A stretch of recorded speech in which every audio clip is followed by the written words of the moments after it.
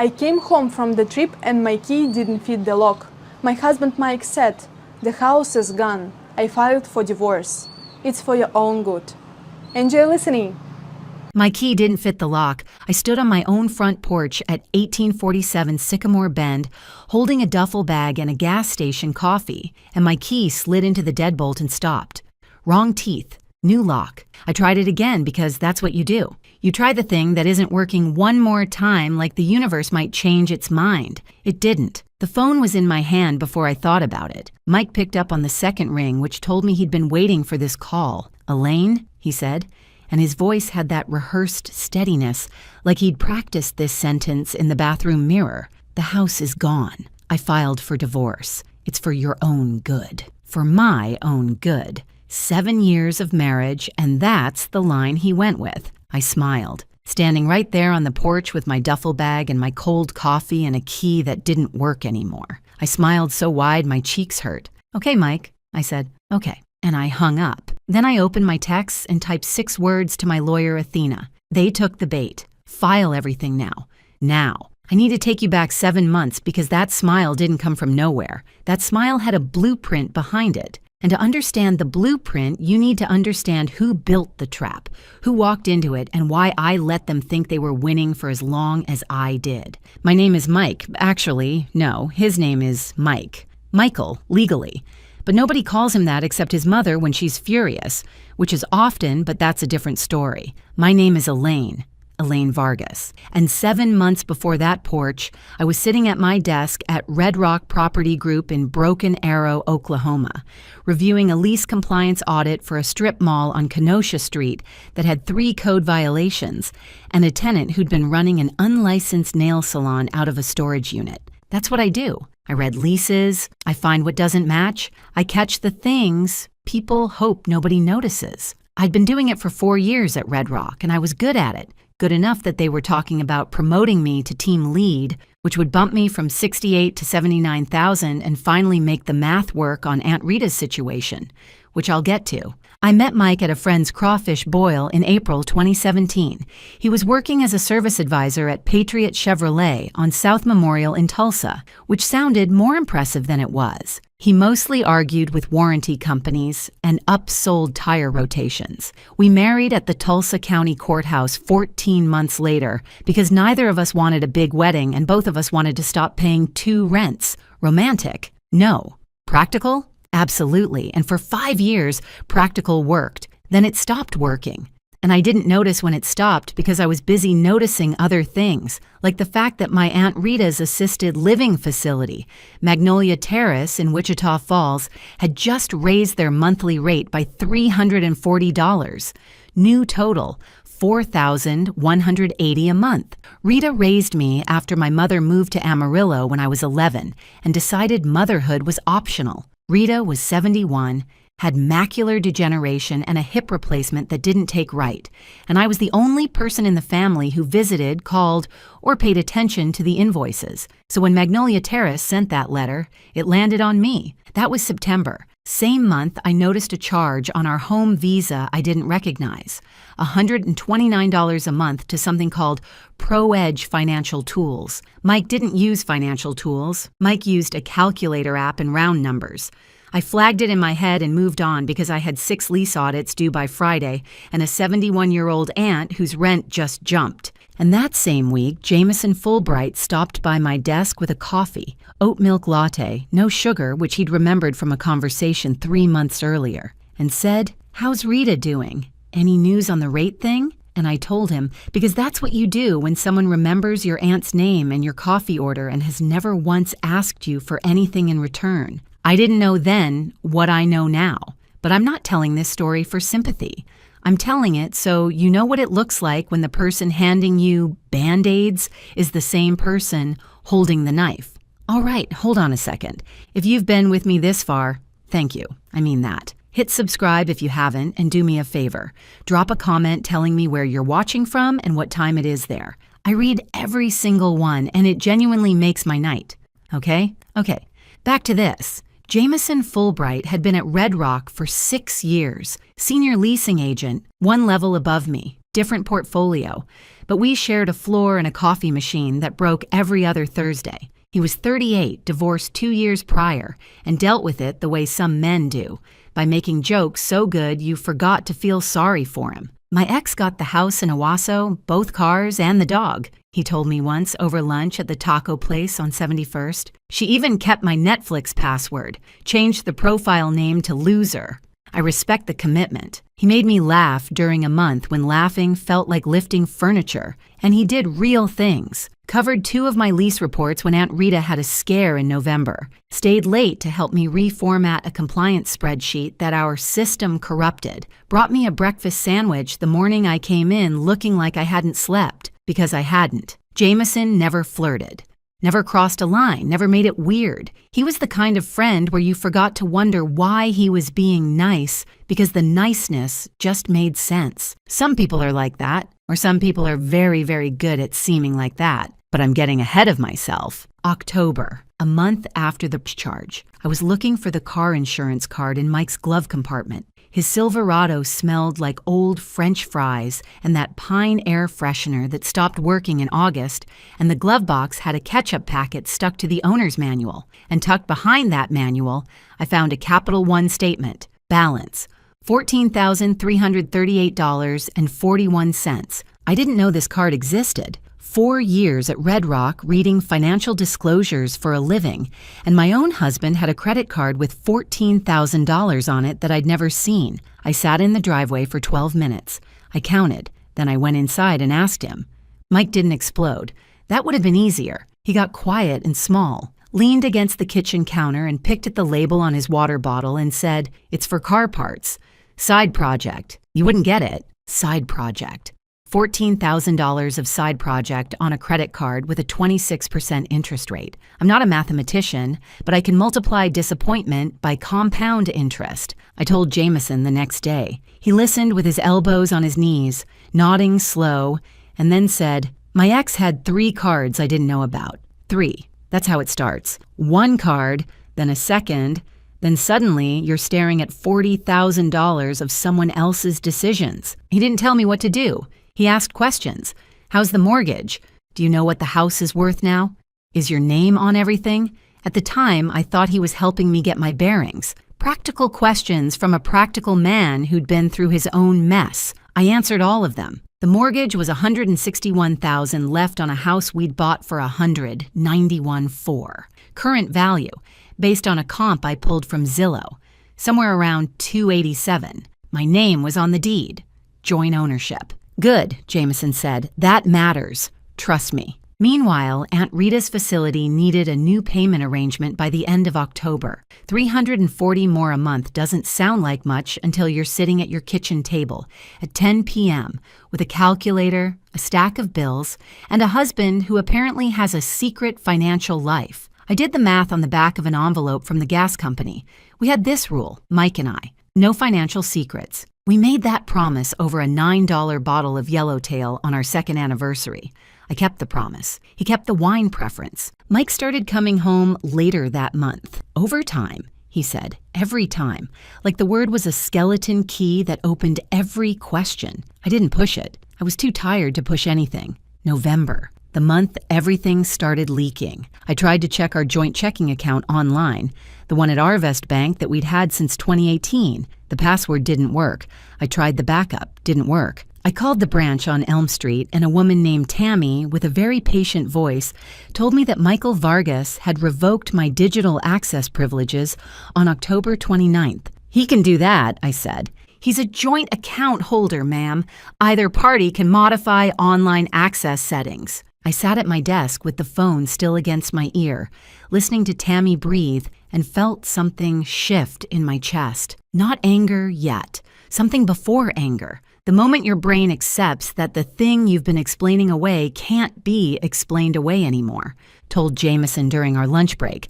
We were eating in his car because the break room smelled like someone's leftover fish, and he handed me half his turkey sandwich without me asking and said, "Document everything. Dates, amounts, screenshots. That's what my lawyer told me when I was going through mine. Write it all down on paper. You'll need it eventually." It sounded like solid advice, and it was, if you wanted someone to stay busy with a notebook instead of hiring a professional. I didn't see that at the time. Hindsight has 20/20 vision and a mean sense of humor. That same week, Warren Jessup, quiet guy in our office, eats lunch at his desk, never says much, mentioned something while we were both refilling coffee. Hey, I saw Jameson's truck at Patriot Chevy the other Saturday. Getting work done on that F-150? I said I didn't know. Jameson drives a Ford. Why would he service it at a Chevrolet dealership? I didn't think about it. Filed it in the back of my head like a receipt I might need later and moved on. Because I was focused on Mike, where all the obvious problems were.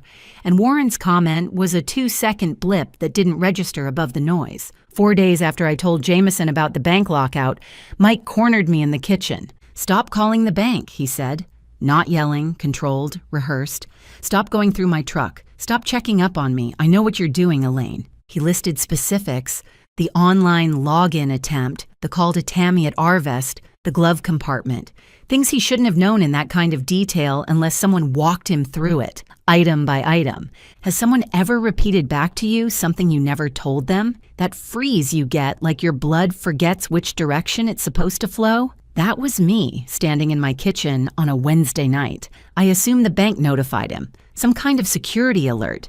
That made sense, right? Banks do that. I didn't consider the alternative because the alternative would have meant suspecting the one person who was keeping me from falling apart. You're being paranoid, Mike said, and the word landed exactly where it was supposed to, in the part of my brain that was already exhausted, already questioning itself, already wondering if maybe I was making this into something it wasn't. A week later, my manager at Red Rock, nice woman, been there forever, pulled me aside after a meeting and said, Elaine, are you managing okay?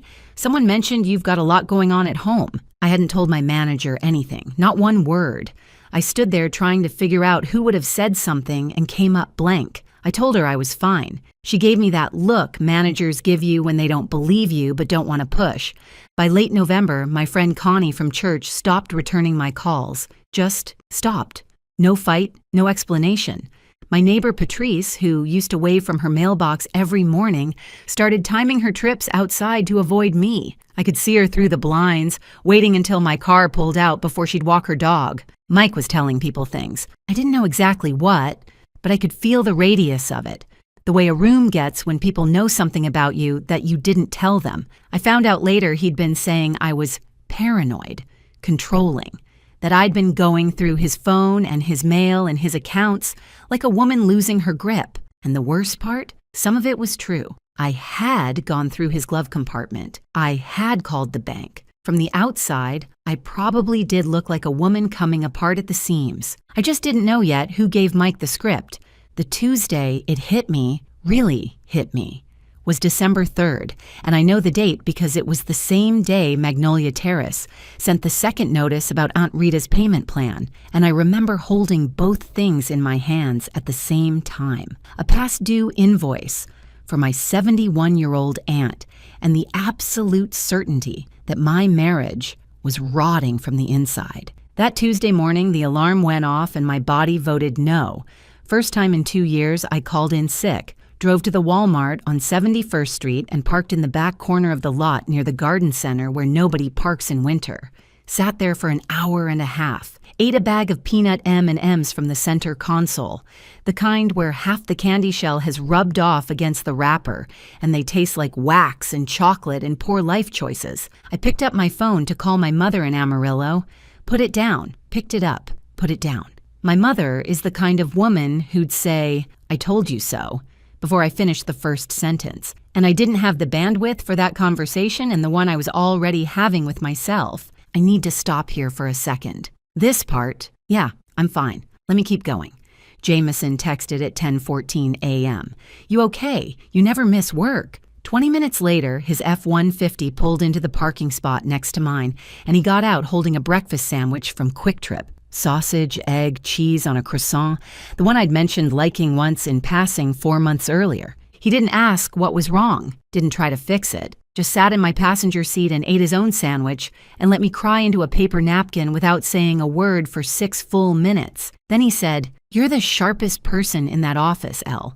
You read contracts that make my eyes cross. You're not crazy. He's the one with the problem, and you'll figure this out. If you've ever had somebody show up for you, not with advice, not with judgment, just with a breakfast sandwich and silence, you know what that does to a person. It makes them trust you with everything. Everything. Went back to work the next day, started digging again. Found something.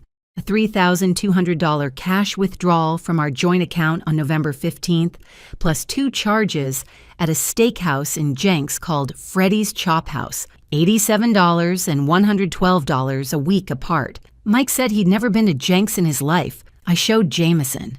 I felt like I had something real this time. He looked at the numbers, pulled out his phone, and said, "Hang on, when's Patriot's fiscal quarter end? October, right?" He scrolled through something, nodded. This looks like it could be his quarterly bonus.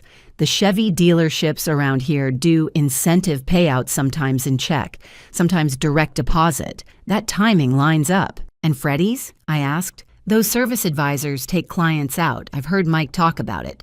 Dealership picks up the tab on a company card. Guy puts it on his personal card for the points, submits for reimbursement later.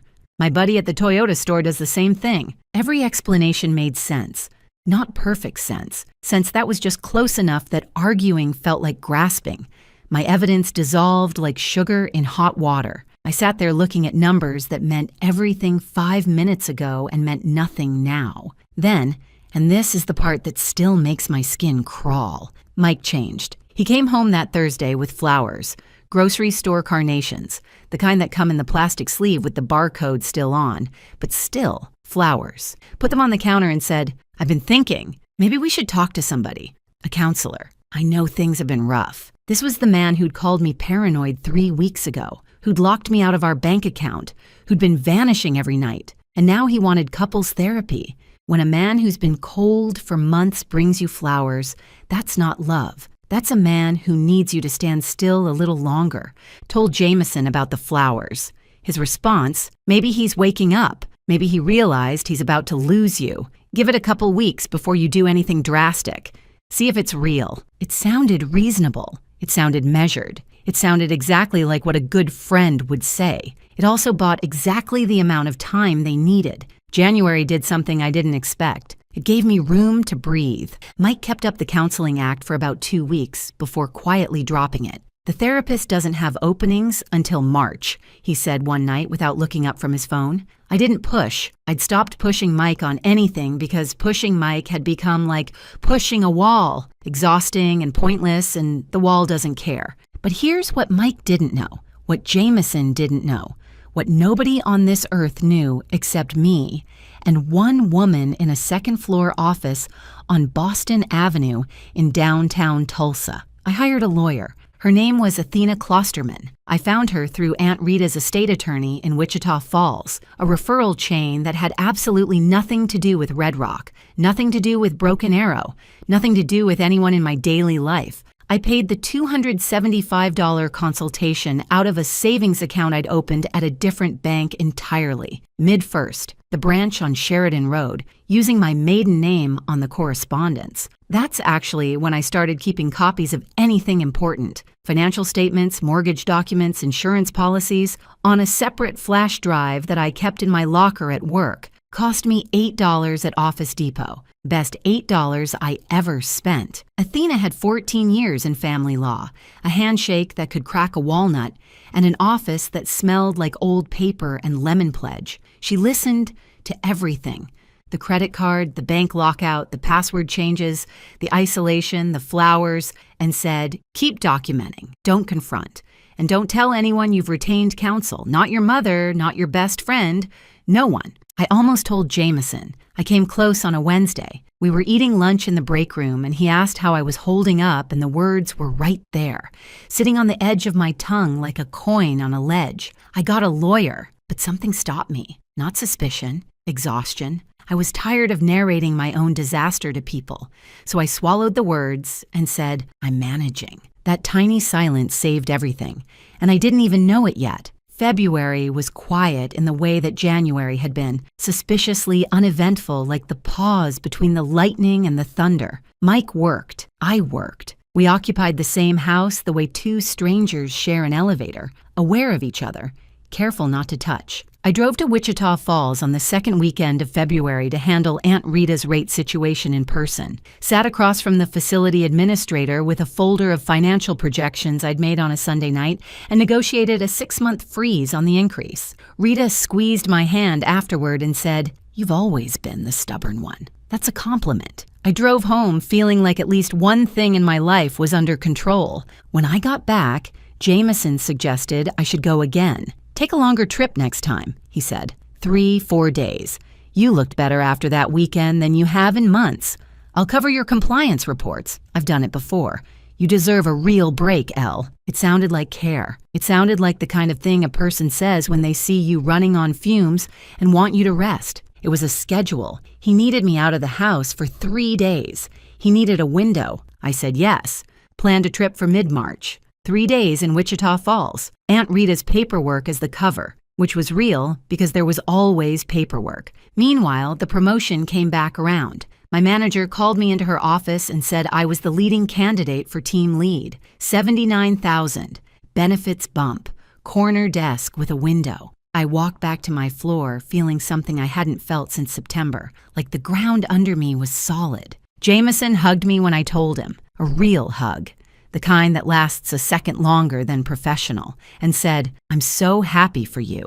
You deserve every bit of that." And I believed him, completely. That Friday, we grabbed lunch at the taco place on 71st. He told me about his landlord's cat, a massive orange tabby that kept breaking into his apartment through a window he thought he'd sealed. "I've caulked that window 3 times, Elle. 3 times. This cat is smarter than my landlord and definitely smarter than me." I laughed until my eyes watered. He talked about being lonely post-divorce, about how the apartment felt too quiet at night, how he sometimes left the TV on just to hear another voice in the room, and I felt guilty. Guilty for having problems when this man had lost everything in his divorce and was still showing up every day with a joke and a sandwich and a memory for how people take their coffee. Looking back, that was the calmest I'd felt in months. And isn't that always when the ground opens up? March 17th, 3 days before the trip. I was at the home desktop in the spare bedroom,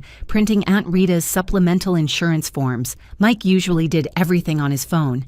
Emails, banking, YouTube, all of it thumbed out on a cracked screen he refused to replace. But the desktop was still there, still logged into his Google account because Gmail and Google Drive share the same login, and Mike hadn't thought to sign out of a computer he hadn't touched in 4 months. I wasn't snooping. I opened Chrome to get to Google Drive where I kept Rita's documents, the browser loaded with 2 tabs already open.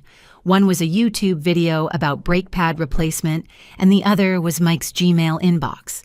I almost clicked away. Almost. But the subject line of the second email from the top caught my eye the way a wrong number catches your eye on a spreadsheet. It didn't belong. From Jameson Fulbright, Mike Vargas. Date, March 2nd.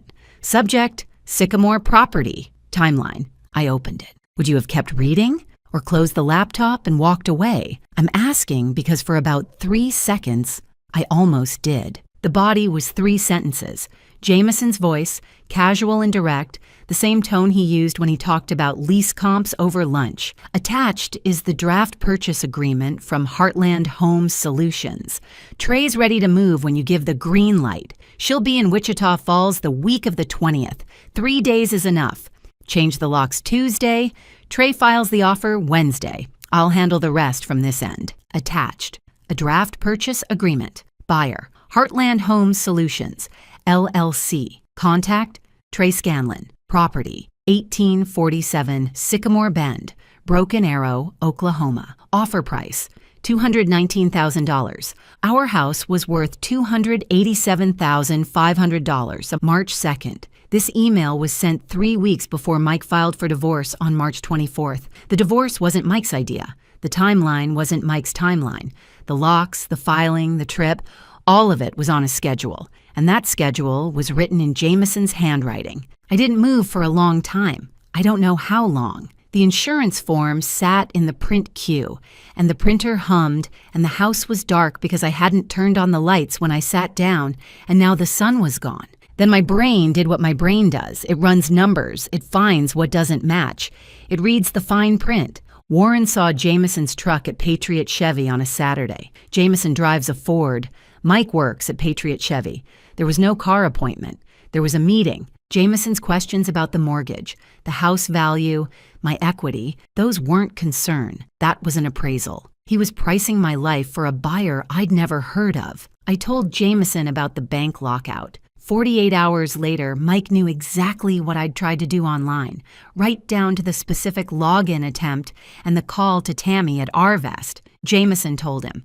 That's how Mike knew. The $3,200 withdrawal, Freddie's Chop House. Jameson explained every piece of evidence away, calmly, logically, with details that sounded right. He wasn't helping me see clearly. He was protecting the scheme. The timeline wasn't ready yet. Go see Rita, take 3 days, I'll cover your reports. He wasn't giving me a break. He was clearing the house, the promotion. My manager asking if I was doing okay at home, Jameson told her, not to protect me, to slow me down. A woman distracted by personal chaos doesn't ask for a raise. A woman who gets promoted to $79,000 has more resources, more stability, more options. He needed me stretched thin. Trey Scanlon, Heartland Home Solutions, LLC, Jameson's half-brother. I'm going to be honest right now. Mike was a disappointment. I can say that without flinching. But Jameson was 14 months of oat milk lattes, and you'll figure this out. 14 months of covering my reports and sitting in a parking lot while I cried into a napkin. 14 months of being the one person I didn't have to explain myself to. That's the one that still makes my jaw tight when I talk about it. I took 4 screenshots, forwarded the email chain to my personal account. The mid-first one, the one Jameson didn't know existed. Cleared the sent folder, logged Mike out of Gmail, closed the laptop, turned off the monitor. Then I sat in my dark kitchen for 40 minutes. Not crying, not shaking. I reorganized the junk drawer twice, lined up every battery, every takeout menu, every pen cap. When I ran out of things to organize, I stopped, and my hands were steady. And right there, at 11 at night in my own house, I stopped being hurt. I got quiet, the kind of quiet that should have scared somebody. I called Athena at 8:01 the next morning. Her office opened at 8. I was the first call. Drove to Boston Avenue on my lunch break with my phone in my hand and showed her every screenshot. The email, the purchase agreement, the timeline, Trey Scanlon's name, Heartland Home Solutions, LLC. She read it once, read it again, put the phone down on her desk and looked at me over her glasses and said, "This is premeditated. This is collusion to depress a property value. And the best part, his divorce filing actually works against him now. We can use every piece of this." Here's what Athena explained, and here's why I went on that trip anyway. In Oklahoma, if you change the locks on a property that's co-owned, that's an illegal lockout. Doesn't matter if you filed for divorce, doesn't matter if you think you're clever. It's a violation that gives the other party grounds for an emergency motion, immediate relief, court-ordered access, and a judge who is now very interested in why you thought locking out your co-owner was a reasonable idea. The email proved the scheme was arranged before the divorce was filed. That's not a man who woke up one day and decided to leave his wife. That's a coordinated plan to force a below-market sale to a buyer connected to a third party who was manipulating both sides. A judge would see that. A real estate commission investigator would see that. An HR compliance officer at Red Rock would see that. You go on the trip, Athena said. Let him do exactly what he's planning to do. The moment he changes those locks, I file.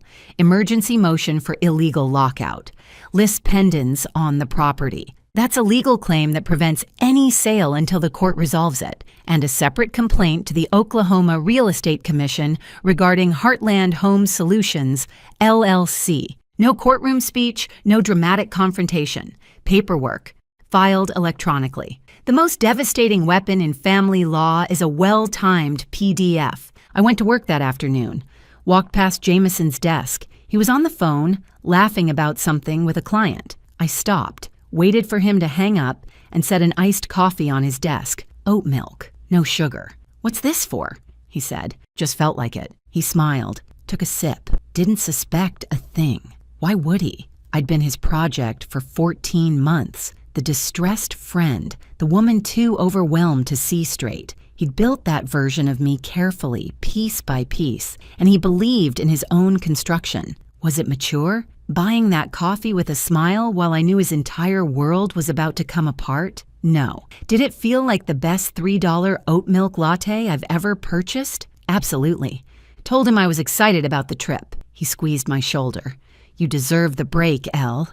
Don't worry about reports. I've got it. I drove 4.5 hours to Wichita Falls with the calmest road rage of my life. Didn't even honk at the guy in the Dodge Ram who cut me off on I-44. I was saving my energy for more important things. Day 1. Visited Rita. Brought her the butter pecan ice cream she likes from Brahms.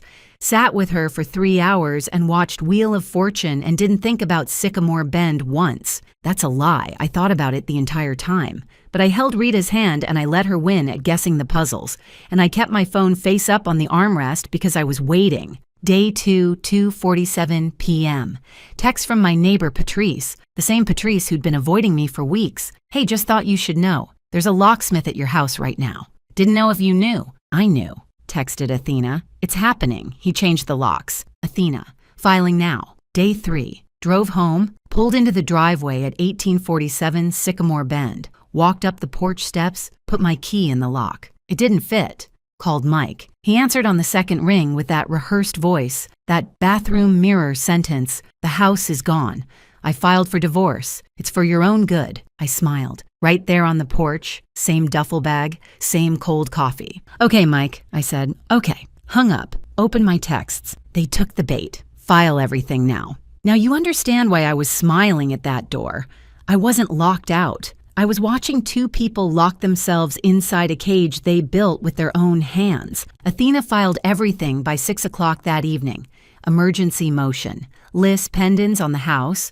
Fraud complaint naming Heartland Home Solutions, LLC, Trey Scanlon, and the below-market purchase agreement, dated 3 weeks before the divorce petition. Mike got served at Patriot Chevrolet the next morning. A process server handed him an envelope and walked out. Took 9 seconds. He called me 4 times that afternoon. Angry, then confused, then quiet, then begging. I didn't answer any of them. Jameson got 1 text from me. No words, just the screenshot of his own email.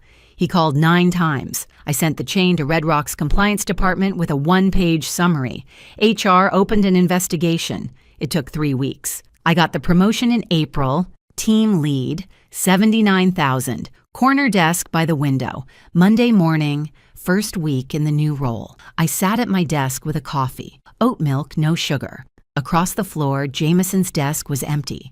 Clean. His coffee mug with the chipped handle was gone. Nobody mentioned his name. The chair was already in storage. If you think this one got under your skin, the next story waiting on your screen might be the one that keeps you up tonight. Click it. I dare you. 3 days after we moved into our new home, the previous owner called me. I forgot to remove a camera. Enjoy listening my new story. I forgot to remove a camera. It was still connected to my phone and I saw everything. What your husband did while you were gone with your little girl. You need to know. Don't tell him. Come alone. Now, honey, you're going to want to sit down for this one. And I mean really sit down. Not that half-leaning thing you do against the kitchen counter when you're pretending to relax. Pull up a chair. Get comfortable. Because what happened in that house on Persimmon Lane is the kind of story you hear and think, that would never be my life. And then, one Tuesday morning, your phone rings. And it is. My name is Erin Calloway. I was 31 years old. I worked as a dental hygienist at Bright Smiles Pediatric Dentistry in Wentzville, Missouri. And on March 14th of that year, I carried my 4-year-old daughter across the threshold of the house I thought we'd grow old in. Actually, wait, let me back up. I need to tell you how we even found that house, because it matters later. Travis and I had been looking for almost 2 years. 2 years of open houses every Saturday. 2 years of my husband scrolling Zillow at the dinner table, while our daughter Lily smeared applesauce on her high chair tray. We were renting a 2-bedroom off-Route K that smelled like the previous tenant's cat no matter how many times I scrubbed the baseboards with vinegar. And then in January, our realtor sent us a listing on Persimmon Lane. 4 bedrooms. A porch with a swing, a backyard big enough for Lily to run in without hitting a fence in 3 steps, $287,500. We could barely afford it. We could barely not afford it. The woman selling was named Frida Elsner, 58, retired school librarian, recently widowed. She'd raised her kids in that house and couldn't stand the quiet anymore. You could tell she loved the place. She'd left the garden beds perfect, trimmed the hedges into these neat little rectangles, even left a stack of National Geographic magazines on the living room shelf, like she wanted whoever moved in next to have something to read. Nice woman. Quiet. The kind of person you forget about the second the closing papers are signed. I wish I could tell you I had some kind of feeling that day, some premonition, a chill, a whisper, a bad dream the night before, but I didn't. Moving day was perfect. One of those early spring Missouri mornings where the air smells like wet grass and possibility. Travis carried Lily on his shoulders through the front door, and she screamed with joy so loud the neighbors probably thought we were hosting a circus. He was good that day. I need you to understand that. He joked with the movers, assembled Lily's bed frame without complaining, even hung up the wind chimes I bought at a craft fair in Herman 2 years ago that he always said looked like something a witch would own. He hung them on the porch and said, "There, now the witch is happy." And I laughed, and I loved him. Lord, I loved that man standing in my new kitchen with drywall dust on his nose, and our daughter hanging off his leg like a baby koala. I was unpacking the living room when I found it, a small white camera about the size of a deck of cards, sitting on the bookshelf between the glass vase Frida left behind and those National Geographics. A wise camera, the kind people use to watch their pets or check their front door. "She left this," I said, holding it up. Travis glanced over. "Just toss it." I didn't toss it. I set it back on the shelf because my hands were full of bubble wrap and I had 14 more boxes to unpack and a 4-year-old who needed dinner. I forgot about it before I even turned around. And of course, because life has a sense of humor that borders on cruelty, that's also the day Beverly showed up. Travis's mother, uninvited, rolling up the driveway in her Lincoln at 4:30 in the afternoon with a foil-wrapped pan of stuffed peppers I didn't ask for and opinions I definitely didn't ask for. "You're not putting the glasses there, are you?" First sentence out of her mouth. Not congratulations. Not the house looks beautiful. Glasses. Cabinet placement. I smiled so hard my back teeth ached. That night, after Beverly finally left and Lily was asleep in her brand new room with her stuffed ladybug Dottie tucked under her arm, Travis and I sat on that porch swing. The streetlight at the end of Persimmon Lane buzzed above us. The wind chimes clinked. "This is it," he said. "This is our life now." And I believed him. Every word, every syllable. I leaned into his shoulder. I closed my eyes and I thought, we made it. The camera sat on the shelf behind us, blinking a tiny green light into the dark. Before I keep going, if you're new here, take a second and hit that subscribe button, and tell me in the comments where you're watching from and what time it is there. I read every single one, truly. Okay, back to Persimmon Lane. The phone rang 3 days after we moved in, March 17th, 9:47 in the morning. Lily was at preschool, her first day back after the move, and I was scrubbing dried spaghetti sauce off the stove from the night before. The number was a Missouri area code, but not one I recognized. "Mrs. Calloway, my name is Frida Elsner.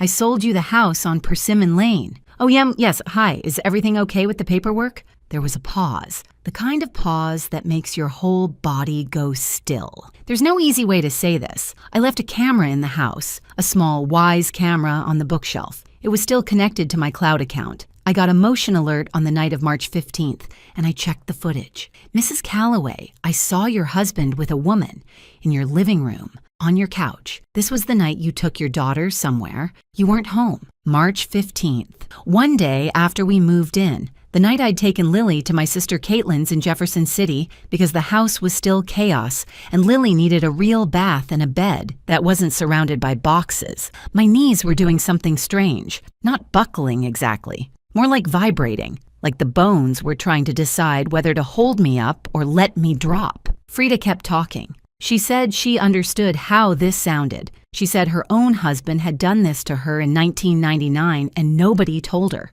She said she couldn't just delete the footage and sleep at night. I thanked her. I told her I appreciated the call, and then I hung up, and I stood in my kitchen, holding a sponge that was dripping dirty water onto the floor, and my brain did something extraordinary. It started explaining. Maybe it was a friend. Maybe a female coworker came over to help him set up furniture and I'd been gone after all. Maybe Frida saw two people sitting on a couch and assumed the worst because of what happened to her. People project. It happens. Travis wouldn't. He wouldn't do that. Not in our house. Not the first week. I put the sponge in the sink. I wiped the counter. I picked Lily up from preschool, made her a snack, and went about my day. And I did not call Frida back. I pushed that call down to a place where I didn't have to look at it, but it was there, like a splinter under the skin that you can feel every time you press the spot. And here's what happened next. Almost immediately, like the universe was testing me, Travis started leaving for work before Lily woke up.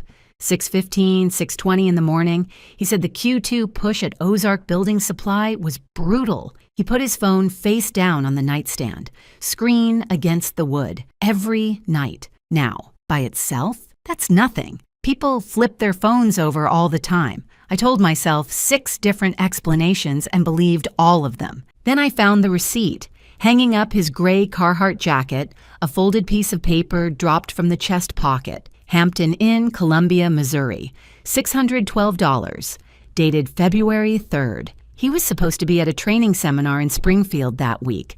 Springfield is southwest, Columbia is straight across the state, 2 hours in the wrong direction. My stomach did a little flip, and then my brain did what it had been doing since Frida's call. It started building excuses. Maybe the company rebooked him. Maybe I was remembering wrong. The receipt went into the junk drawer, under the takeout menus and the batteries. This has nothing to do with anything, but my best friend Donna makes the best pimento cheese you've ever put in your mouth. I'm talking the kind that ruins all other pimento cheese for you permanently. She uses smoked paprika and a little bit of pickle juice, and I've been trying to get the exact ratio out of her for 6 years. She won't budge. Anyway, Donna called me that evening, and she was crying. Her husband Kyle had been texting his coworker. Not business texts, the kind of texts that make you want to throw a phone into a river and then throw the husband in after it. Donna had found them that morning when Kyle left his iPad unlocked on the kitchen counter. Sitting on the floor of Lily's room, half-assembled bookshelf in front of me, Allen wrench in my hand, I listened to Donna fall apart for 40 minutes. I said all the right things. He doesn't deserve you. You're going to get through this. You are stronger than you think. And when I hung up, I remember sitting there in the quiet, surrounded by Lily's picture books and her ladybug stickers and thinking, thank God that's not me. Thank God Travis would never. Frida's call sat in the back of my brain like a stone at the bottom of a well. I could feel its weight, but I wouldn't look down. Travis couldn't lie his way out of a parking ticket, or so I thought. Turns out I was married to a man who could have had a second career in theater, and I was still sitting in the audience clapping. Beverly called the next morning. Not to ask how the move was going, not to ask about Lily. You know, she said, Kara's mother from my women's group, she was just telling me what a lovely girl Kara is. She works with Travis, did you know? Says she's just the sweetest thing. That's nice, I said. I was wrestling a fitted sheet onto the guest bed at the time, and I barely heard the name. She brought Travis lunch last week at the office. Isn't that thoughtful? Why would his coworker bring him lunch? Oh, honey, she's just friendly. Some people are just givers. That conversation filed itself away in some drawer in the back of my brain, next to the receipt and the face-down phone, and a call from a retired librarian that I was still pretending didn't happen. That night, Travis snapped at me. I asked when the rest of the furniture was being delivered. We'd ordered a dining table and an accent chair through Restoration Hardware, and he said, "Can you stop asking me about that? I'm handling it, Aaron." Sharp, the kind of tone that stops you mid-sentence. He apologized 10 minutes later. "Sorry, babe. Work is killing me right now." "It's fine," I said. It was not fine, but I didn't know that yet. 2 weeks in that house, and I'd already memorized the sound of Travis's truck pulling into the driveway. The Dodge Ram with the Ozark Building Supply logo on the door. It had this particular diesel rattle when he cut the engine, like the truck was sighing after a long day. I used to hear it and feel relieved. He's home. Everything's okay. By the end of March, I was hearing it and feeling something else, something I couldn't name. Like when you smell gas in the house but can't find the burner that's on. He was late 3 times in 1 week. Tuesday, Thursday, Friday. Each time a different reason, A client dinner ran long. He had to drop off samples in Chesterfield. His boss wanted to talk strategy after hours. Each reason perfectly reasonable. And each time he came home, he went straight to the shower before he even said hello to Lily. His phone lived face down now. Not sometimes. Always. And he'd started taking calls in the garage with the door between us closed. I'd be in the kitchen washing Lily's sippy cups, and I'd hear his voice, low, soft, a tone I couldn't quite place, muffled through the drywall. When he came back inside, I'd ask who called. Work. Always work. Then the Discover card statement came. It arrived in a plain white envelope addressed to Travis Calloway. No indication on the outside of what it was, but I knew what a credit card statement looked like. And I was absolutely certain that we only had 2 credit cards, a Visa and a MasterCard, both joint, both in my online banking app. Standing at the mailbox in my scrubs, still wearing my work lanyard, the afternoon sun hot on the back of my neck. I held that envelope for maybe a full minute. Then I put it back in the stack, carried the mail inside, and set it on the kitchen counter where Travis would see it. I told myself I'd ask him about it later. I didn't. Beverly came over that Saturday. She did not call first. She never called first. She let herself in with the spare key Travis had given her, a key I did not agree to.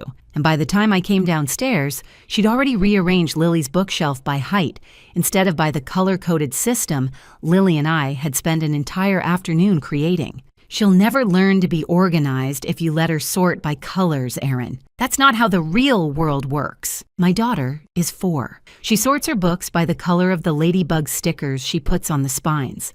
That's exactly how her real world works. I didn't say that. I scrubbed the kitchen counter until my wrist throbbed and said, "I'll keep that in mind, Beverly." And honestly, she added, if you had more time at home instead of cleaning other people's teeth all day. She let the sentence trail off. She didn't need to finish it. The message was clear enough. That evening, I talked to Donna. She was calmer now, focused, angry in a useful way. Her paralegal brain had kicked in, and she was building a case against Kyle like she was preparing for trial. The signs were all there, she said. He started sleeping with his phone under his pillow, literally under his pillow, like a teenager. And he changed his passwords. And he got weirdly nice for about 2 weeks right before I found out. I laughed. Travis didn't sleep with his phone under his pillow. He just charged it in the bathroom now with the door closed. Travis isn't like that, I said, and I meant it completely. He's just stretched thin. New house, new sales territory, you know how he gets. I know, Donna said.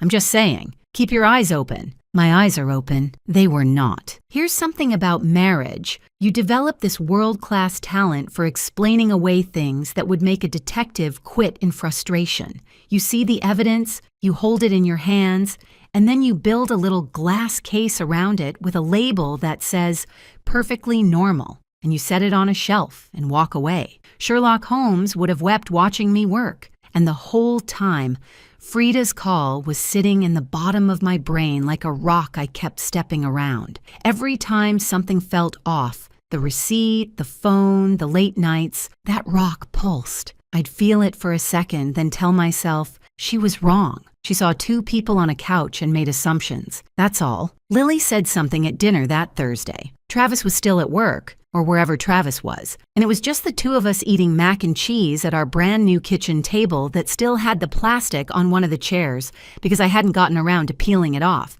"Mama," she said, "Daddy talks to the lady on the phone with a funny voice." My fork stopped halfway to my mouth. "What lady, baby?" "I don't know. He calls her something nice." "Something nice? Like what?" Lily shrugged. She was more interested in separating her macaroni by size, which, for the record, Beverly, is a perfectly valid organizational system. My stomach dropped about 6 inches, and then I did what I'd been doing for weeks. I told myself she's 4. She misheard.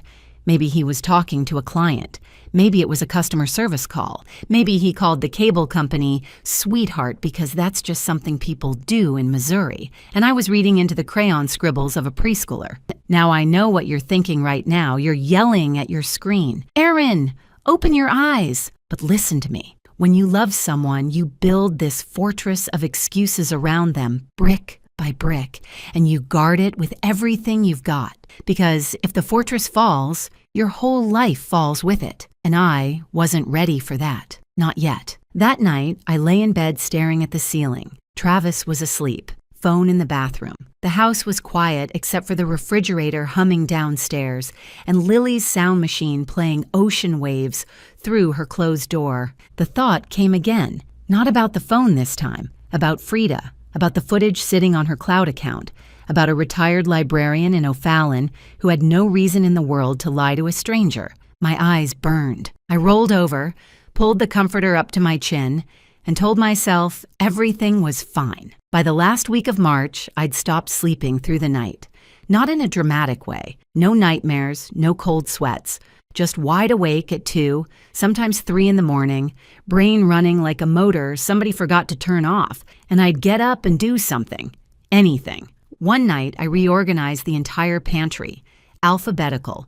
Canned goods on the left, dry goods on the right, spices in a little rack I'd bought at Target 6 months ago and never installed. I stood there at 2:15 in the morning with a screwdriver and a level, mounting a spice rack on the inside of the pantry door, and I thought, this is fine, I'm just nesting. People organize when they move into new houses. That's normal. It was not normal.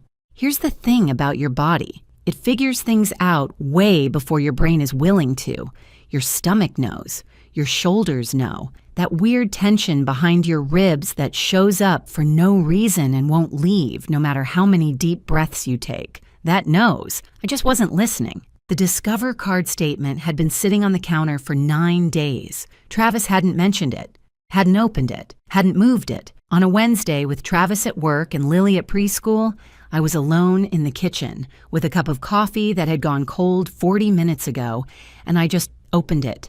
No big decision, no dramatic moment. I just picked it up and slid my thumb under the flap. The balance was $3,740. Fine. We'd just bought a house. People spend money when they move. Then I looked at the charges. Restoration hardware, $4,180. That was the furniture order, the dining table, the accent chair, the shelving unit for the den. Travis had handled it. Said he got a deal through a buddy's employee discount. But here's what made me set my coffee down. I walked into the den, one sofa. That was it. One sofa, 3 throw pillows, and a rug we'd brought from the old apartment. No dining table, no accent chair, no shelving unit.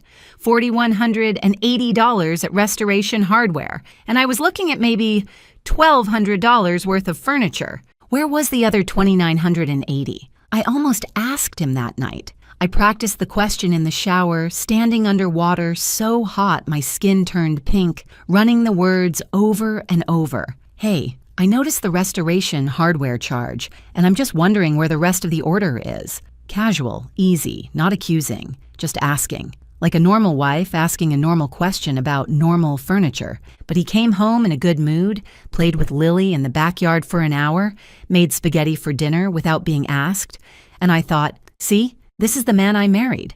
This is who he really is. The other stuff, the phone, the receipts, the credit card, that's just noise, static. The signal is this, him, in the kitchen, stirring marinara sauce while our daughter tells him about ladybugs. The statement went back in the envelope. The envelope went under a stack of old magazines in the guest room closet. The next day, I sat in my car in the Walmart parking lot for 35 minutes after buying groceries, not crying, not thinking about Travis, not thinking about anything at all.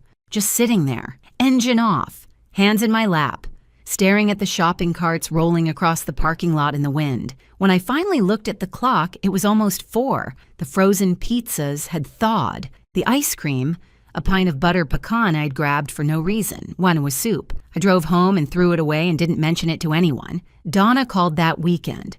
She was in full war mode now. Her lawyer had pulled Kyle's bank records and found he'd spent over $8,000 on the other woman in 6 months. The court calls it dissipation of marital assets, Donna said. Her voice had that flat, factual quality it gets when she's in paralegal mode. My attorney said if I'd started documenting when I first suspected, instead of waiting 3 months, I could have recovered every cent. The judge looks at the timeline. When you knew what you did, whether the money was spent during the marriage for someone outside the marriage. That's terrible, I said. I'm sorry. Don't be sorry. Be smart. If anything ever, it won't. I know. But if it ever did, document first. React second. That's what my lawyer said. The women who win are the ones who build the file before they throw the punch. That sentence landed somewhere deep, deeper than I expected. It sat right next to Frida's voice on the phone. Beverly called on Sunday. I meant to tell you, Kara brought Travis lunch again at the office on Friday. That girl is an angel. Her mother raised her right. Beverly, why would a coworker bring my husband lunch twice? Oh, Aaron, not everything is something. She's just being kind. Something cold moved through my chest. Not a thought, a sensation, like a draft in a room where all the windows are closed. I didn't argue. I just said, I have to go, Beverly. Lily needs a bath. Travis came home that night and announced he wanted to throw a housewarming party. April 12th, a Saturday. Invite everyone. My family, your family, people from work. Let's show off what we built. Sounds great, I said. And it did sound great. It sounded exactly like something a man with nothing to hide would suggest. So I added that to the fortress, too. See, he wants our families here. He wants his coworkers here. A guilty man wouldn't do that. Then, and this is the part where the fortress finally crumbled, his phone buzzed on the kitchen counter while he was in the bathroom. The screen lit up with a text from Cara M., followed by a single red heart emoji. He came out of the bathroom and saw me standing near the counter. His eyes went to the phone, then to me. Work thing, he said, picked it up, put it in his pocket. A heart emoji. From the girl Beverly can't stop talking about, the one who brings my husband lunch. And suddenly, every brick in the fortress, the receipts, the phone, the late nights, Lily's funny voice lady, fell at the same time. And underneath all of it, at the very bottom, sitting exactly where I'd left it weeks ago, Frida's call.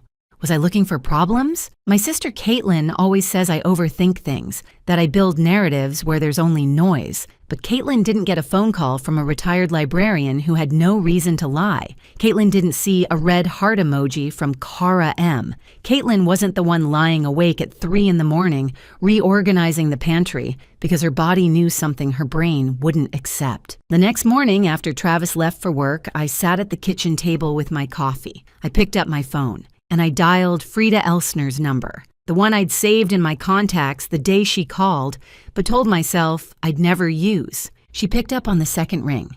Frida, it's Aaron Calloway, from Persimmon Lane. My voice was steadier than I expected. I need to see that footage. There was a silence on the other end, and then Frida said very quietly, I still have everything. Come whenever you're ready. Now. I'm ready now. I drove to her apartment in O'Fallon in 22 minutes. I don't remember most of the drive. The steering wheel felt slippery. I made a left turn and wasn't sure I'd checked the mirror. I parked in her apartment complex next to a dumpster and sat there for a moment just breathing. Frida's apartment was small, clean, the kind of place a woman moves into after she loses a house. Efficient, organized, not a single thing on the walls that wasn't useful. She had tea ready. I didn't touch it. She sat me down at her kitchen table and opened her laptop. 3 video clips, 11 minutes total, time-stamped March 15th, starting at 9:14 p.m. I need a second here. This part still gets to me. Okay, it was Travis, on our couch in our new house, with a woman younger than me, dark hair pulled back, wearing a tank top and jeans. They weren't just sitting there, they were comfortable. The kind of comfortable that doesn't happen on a first time. This was familiar, practiced, routine. And here's the detail that cracked me open like an egg on a counter. Lily's stuffed ladybug, Dottie, was on the coffee table, 3 feet from them. My daughter's favorite toy in the world, the one she sleeps with every single night, was sitting right there in the frame, while my husband had another woman in our home. The laptop closed under my own hands. Frida didn't have to. She didn't say, I'm sorry. She didn't say, what are you going to do? She just sat there and let me be quiet, which was exactly the right thing to do, because I don't think I could have handled a single word of sympathy without dissolving completely. My husband did the same thing, Frida said after a while. 1999. Nobody told me. I didn't find out for 4 years. And by then, he'd spent through our savings, remortgaged the house without my name, and I walked away from a 23-year marriage with a suitcase and an 11-year-old car. I lost everything because nobody picked up the phone. She paused. I picked up the phone for you. What you do with it is your choice. Here's what I didn't do. Scream, cry, call Travis, or drive home and throw his clothes on the lawn. And the reason is Donna, who documented too late. Donna, who confronted Kyle the same night she found the texts and gave him 12 hours to delete everything, move money, and call a lawyer before she even had a plan. Donna, who told me just days ago, the women who win are the ones who build the file before they throw the punch. Frida copied the footage to a USB drive, a little blue SanDisk, the kind you buy in a 3-pack at Office Depot. I also had her airdrop the files to my phone, and I uploaded them to a Google Drive folder right there at her kitchen table. 3 copies, 3 different locations. Nobody was deleting this. Then I sat in the car and called Donna. I need everything your lawyer told you about dissipation of marital assets, how to document it, what the court needs, what the timeline looks like, everything. Oh God, Aaron. Today, Donna, I need it today. Donna didn't ask what happened. She heard my voice and she knew. Come to my office at lunch. I'll have everything printed out. The drive home felt different. Travis was on the front porch with Lily. She was riding her tricycle in circles on the driveway and he was sitting on the swing, scrolling his phone, laughing at something on the screen. He looked up and waved. My hand went up automatically. The smile came from somewhere mechanical, and the woman who smiled at him was not the same woman who'd left that house 3 hours ago. She looked the same. She sounded the same. But something behind her eyes had gone very, very still. I gave myself 14 days. That's what Donna's attorney had told her. The strongest dissipation of assets claims have a documented trail that goes back at least 2 weeks before filing. So I set a clock in my head, April 1st, 14 days to build the file, 14 days of smiling at a man I could barely stand to look at while I quietly took apart the lie he'd built around our life. The Discover card came first. I pulled the statement back out from under those magazines in the guest room, photographed every page with my phone, the restoration hardware charge, $4,180, of which only $1,200 arrived as furniture. The Hampton Inn in Columbia, $612 on a night he said he was in Springfield. 2 more hotel charges I'd missed the first time. A Holiday Inn Express in Wentzville, 20 minutes from our own house, $189, and a Best Western in St. Peters, $214. Both on nights he told me he was doing ride-alongs with new sales reps. Then I went through our joint bank statements. This part took me 3 nights, working at the kitchen table after Lily was asleep, and Travis was wherever Travis was. I'd spread the pages out, cross-referenced charges with dates on his work calendar that I pulled up from the shared Google account he'd forgotten we still had linked. A Zales receipt, $890 for a necklace. I did not receive a necklace. 14 restaurant charges at places I'd never heard of. A steakhouse in Chesterfield, a wine bar in Clayton, a brunch spot in the Central West End, totaling $2,840 over 5 months. Every single one on a night he told me he was working late or grabbing food with a client. 8 cash withdrawals from ATMs I didn't recognize. 200 here, 400 there, 650 once, totaling $3,615 over 5 months. When I added it all up on the calculator app, my hands were shaking. $11,340. That's what he'd spent on hotels, jewelry, restaurants, and cash that went God knows where. $11,340 of marital money while I was packing school lunches and scrubbing other people's teeth and alphabetizing the pantry at 2 a.m. because my body knew something my brain refused to accept. Donna sat with me at her kitchen table one evening and showed me how her lawyer liked things organized. Date, vendor, amount, what Travis told me it was, what it actually appeared to be. 2 columns of reality, his version and the truth.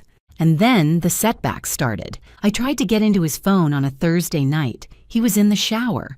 The one place he left it unattended, sitting on the bedroom dresser, screen down as always. My hand reached for it, typed in the passcode, our anniversary, the one he'd used since we started dating. Incorrect passcode, Lily's birthday. Incorrect passcode. His mother's birthday, because of course I knew that. Incorrect passcode. One more attempt before lockout. The phone went back on the dresser. Exactly where it was. Screen down. My heart was slamming so hard I could feel it in my fingertips. That was my one window, and it was gone. He'd changed the code and didn't tell me, and that told me more than anything on the Discover card. That same week, and I mean the very same week, because the universe has a timing problem, Travis became the sweetest man on Persimmon Lane. Came home with flowers on a Tuesday. Not gas station flowers. Actual flowers from a florist in tissue paper with a card that said, "Just because." He offered to cook dinner. He suggested date night. He sat on the floor and played Candyland with Lily for 45 minutes without checking his phone once. "I know I've been distracted, babe." He said, "Work's been insane, but I'm here. I'm right here." My blood turned to ice water. Not because of the words, because of the pattern. Donna's voice echoed in my head. Kyle bought me a Pandora bracelet 2 days before I found the texts. Guilty men get nice. It's textbook. Did he know? Had he seen me looking at the statements? Had Beverly said something? I almost broke that night. Almost grabbed the USB drive from the zippered pocket of my gym bag where I'd hidden it and slammed it on the kitchen table and said, "Explain this." Donna talked me down, hands shaking, voice barely above a whisper because Travis was downstairs watching SportsCenter. "He doesn't know," she said, calm, sure. "He's guilt cycling. They do this. 3 weeks of neglect, then 1 week of husband of the year. It's not about you. It's about him managing his own conscience. Stay the course, Aaron. You're almost there." The closest call came on a Saturday. Bank statements spread across the kitchen table, adding 2 more charges to the spreadsheet when the front door opened. Travis was supposed to be at a job site until 3. It was 1:15. The papers went off the table and into Lily's art supply bin, the big plastic one under the counter with the crayons and the construction paper and the glue sticks. My hands moved faster than my brain. By the time Travis walked into the kitchen, I was standing at the counter holding a purple crayon and a piece of cardboard. "What are you doing?" "Lily's collage project for preschool." He looked at me. I looked at him. Something passed between us that I can't describe. Like 2 people who both know the other person might be lying, but neither one wants to pull the thread. "Cool," he said, grabbed a Gatorade from the fridge and went to the garage. My hands shook for an hour. The housewarming party happened on April 12th. 41 people in our new house. Both families, friends, neighbors, Travis's co-workers. I wasn't planning a spectacle. I wasn't going to stand up and make a speech. That's not what this party was for. This party was for watching, and what I saw, Beverly and Kara Messenger standing in my kitchen laughing, not the polite laugh of 2 strangers making small talk, the easy, familiar laugh of 2 people who've spent real time together. Beverly touched Kara's arm, casual, warm, the way you touch someone you know well. Kara leaned in and said something quiet that made Beverly tilt her head back and laugh even harder. I stood in the hallway holding a stack of paper plates and watched them for maybe 90 seconds. And in those 90 seconds, I understood something that hit me harder than the camera footage. Beverly knew. His own mother knew about Kara, and she liked her, maybe preferred her. All those comments about Kara being sweet and an angel and raised right, those weren't small talk. Those were auditions. Beverly was rooting for the understudy. Monday morning, Lily at preschool, Travis at work. I drove to St. Charles and sat down in the office of Rita Garza, a family law attorney at the firm where Donna worked as a paralegal. Donna had made the appointment for me. Donna had also, without my asking, prepared a 1-page summary of my situation. Dates, amounts, evidence types, because that's who Donna is, and I will owe that woman for the rest of my life. Everything went on Rita's desk. The USB drive with the camera footage, the photographed Discover card statements, the bank records, the spreadsheet showing $11,340 in dissipated marital assets, the Zales receipt, the hotel dates cross-referenced with Travis's claimed locations, the restaurant charges mapped against his working late nights. Rita looked through it for about 10 minutes. Then she took off her glasses and said, "This is the cleanest file a first-time client has ever brought me." I filed for divorce that afternoon. Rita asked me one question I hadn't expected. Where do you want him served? 3 seconds of thought. His office. Not because I wanted a scene, because Ozark Building Supply was a company of 62 people, and in a building that size, everyone sees the process server walk in. Everyone knows. Travis wouldn't be able to control the story. He wouldn't be able to spin it, soften it, or explain it away over dinner with his version first. The facts would arrive before his narrative did, and here's what the filing contained. The part that mattered, beyond my marriage. Every hotel charge, every restaurant receipt, every cash withdrawal, and the $890 Zales necklace were listed in the dissipation claim with dates and amounts. Kara Messenger wasn't named directly, but the pattern was clear to anyone who could read a calendar. A logistics coordinator at the same company, hotel rooms in the same towns as Travis's work trips, a necklace purchased 2 weeks after their 7-month mark. In a company of 62 people, a court filing like that doesn't stay in the courthouse. It travels through cubicles and break rooms and parking lot conversations, not because anyone is cruel, because people talk. And when the regional account manager gets served with divorce papers that detail $11,000 spent on someone who works 20 feet from his desk, the math does itself. Travis called me 17 times that afternoon. I didn't pick up once. He drove home at 4:30. The locks were changed. Caitlin was sitting on the porch swing with a glass of sweet tea and an expression that could have frozen Lake Erie. "Your stuff is in boxes in the garage," Caitlin said. "Your daughter is at my house, and your wife doesn't want to see you." Travis stood in the driveway for a long time. Then he got in the Dodge Ram and drove to his mother's house. And the first thing he said to Beverly, I know this because Caitlin's husband's cousin works at the same church as Beverly's women's group, and small towns are like that. The first thing he said was, "This is your fault. You knew about Kara. You pushed me toward her. You told me Aaron wasn't enough." Beverly called me 2 days later. I let it ring 4 times, then picked up. "Aaron, I need to explain." "There's nothing to explain, Beverly. If you just let me, I have nothing to say to you." The phone went back on the counter, and that door closed. Quietly, without a slam, without a speech. It just closed. The divorce was finalized 4 months later. Rita Garza earned every cent of her fee, which, for the record, was $4,200 and worth 10 times that. The judge reviewed the dissipation claim, looked at the spreadsheet, looked at the hotel receipts, looked at the Zales charge for a necklace that never arrived at my house, and awarded me the full $11,340 on top of the standard equitable division. I kept the house. Both our names were on the mortgage, but Travis's hidden debt, the Discover card balance, and the documented pattern of spending marital funds on an affair made the math simple. Beverly's $15,000 contribution was on file as a gift in the closing paperwork. Not a loan, not an investment, not a bargaining chip. A gift. She couldn't claw it back, and Travis couldn't use it as a card to play. Donna had flagged that document 3 weeks before the filing, just to be safe. Kara Messenger resigned from Ozark Building Supply in May. Nobody asked her to, at least not officially. But in a building with 62 employees and a court filing that connected the dots between her and a married regional account manager, the hallways got uncomfortable fast. I heard she moved to Kansas City. I don't know what she does there.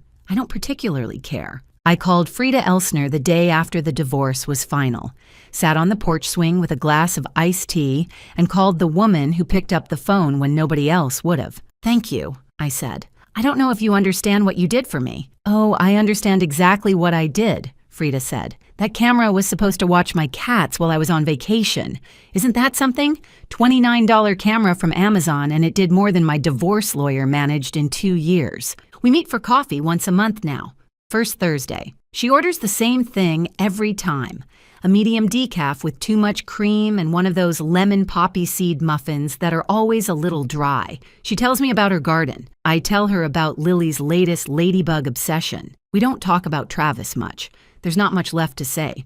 And here's the part I want to leave you with, because it's the part that matters. That first night alone in the house, truly alone.